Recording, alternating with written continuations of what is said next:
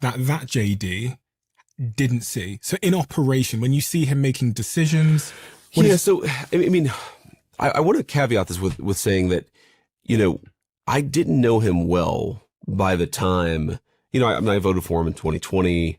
Obviously, very, very involved in the 2024 campaign well before I was ever his vice presidential nominee. I had that change based purely on what I saw from the outside. It's not like I had insider knowledge about Donald Trump, and that's what caused me to change. Now, what I will say is that having the insider knowledge, one thing that really mistakes or gets wrong, that piece in the Atlantic, that's where that piece was published, is that Donald Trump is much different as a human being than the media makes him out to be. He's very warm. So JD Vance is on the media circuit right now, promoting his new book. In this clip, he sits down with Steven Bartlett, host of the Diary of a CEO podcast. Bartlett plays Vance's own words back to him, comments Vance made about Donald Trump years ago, and then asks him to explain why he changed his mind. I'll share my thoughts on it toward the end. Yeah. And you're successful. And this is really, from what I could see from my research, where you and Trump first made friends, I should say. Before then, you weren't friends. No, that's right. You were quite critical of Donald Trump before then.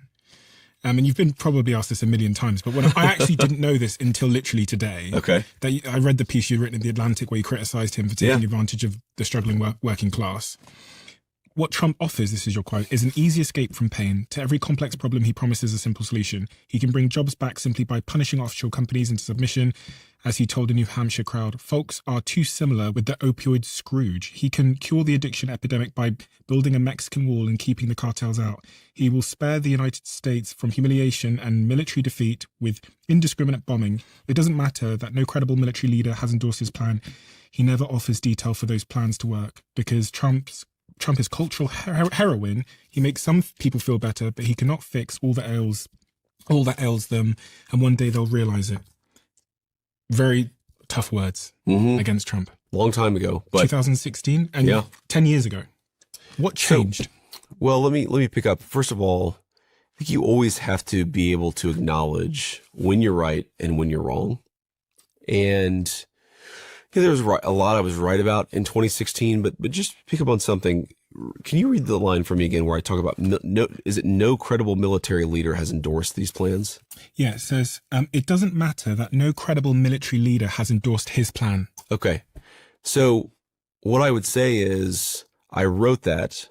I believed it when I wrote it. And reading it now, I'm almost embarrassed that I wrote it because it was so obviously absurd.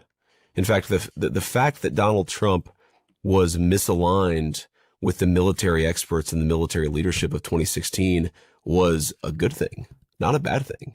Think about those military leaders. I mean, I have a lot of respect for the troops, the people who serve, the people who put on a uniform, but you can make a very credible argument that from the early 90s until, at least 2016, America hadn't won a war in 30 years. Like, there's a reason why Donald Trump mistrusted the military leadership, and he was right. And so much of what I think the president represented at the time was a recognition that American institutions had become sclerotic and broken, and he was a weapon to break down those institutions. Your assessment of him is similar to the Democratic assessment of him. Your assessment of him back in 2016 is similar to the Democratic assessment of him. There was a private message between you and a roommate where you said he was either a cynical arsehole or America's Hitler.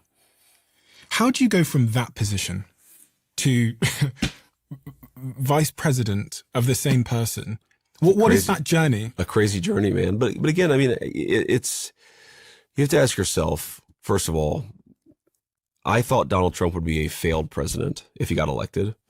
He was not. I thought that America's institutions were fundamentally functioning. They were not. I thought that the military leaders who told us this about a war, or the scientific experts who told us this other thing about a pandemic, were fundamentally, maybe not always right, but fundamentally wise people who were mostly right. I was wrong. What have you observed behind the scenes that JD didn't see? So in operation, when you see him making decisions? So, I mean, I want to caveat this with saying that, I didn't know him well by the time, I voted for him in 2020. Obviously, very, very involved in the 2024 campaign well before I was ever his vice presidential nominee. I had that change based purely on what I saw from the outside. It's not like I had insider knowledge about Donald Trump, and that's what caused me to change. Now, what I will say is that having the insider knowledge, one thing that really mistakes or gets wrong, that piece in the Atlantic, that's where that piece was published, is that Donald Trump is much different as a human being than the media makes him out to be. He's very warm. He's a very loving person to his kids, to his grandkids. He's incredibly generous. Like if you see Donald Trump, in the Oval Office, it's like he has to give you a gift. Like he has to, whether it's, a water bottle or a MAGA hat or a coin or a pin. Like he's one of these people who he really likes hospitality. He really likes making other people happy. I had no understanding of that from him from the outside.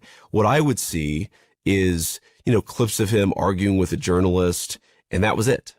And that gives you a very, very one-dimensional view of a person. So yeah, I definitely from the inside have seen a much, much more multidimensional figure. The thing I say about Donald Trump is I remember this in 2016. And in hindsight, it's just so, so dumb.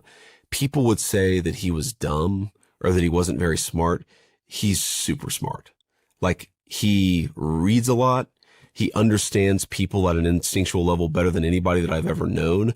But he is a very, very, from a pure IQ perspective, he's a very smart person. And it's interesting that so many people, if you give Donald Trump an IQ test with the other 45, 46 presidents that the United States has had, I guarantee he'd be either near the top or at the top.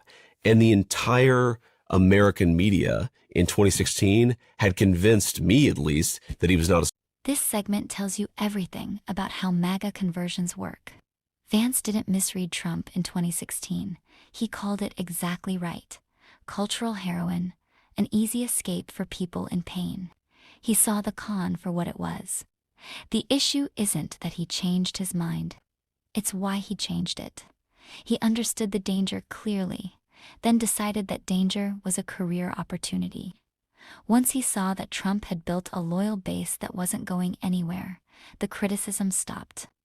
The positioning shifted. That calculation is the whole story in one clip, and the way he explains it is revealing.